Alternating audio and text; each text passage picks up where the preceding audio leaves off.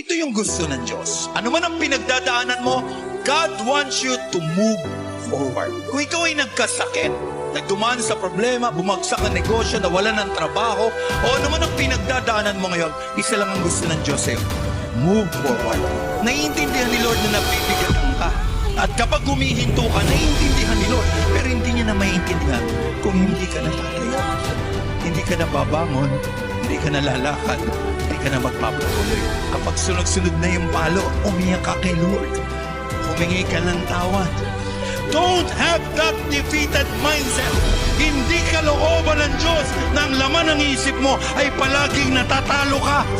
Ang kalooban ng Diyos, anak ka niya at mananalo ka at pagpapalain ka ng Diyos at may inihanda siyang mabuti para sa iyo.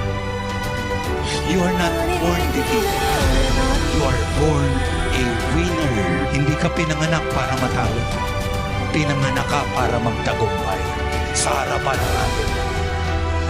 No! We are more than conquerors through Him. Lakas! Jesus Christ will love us.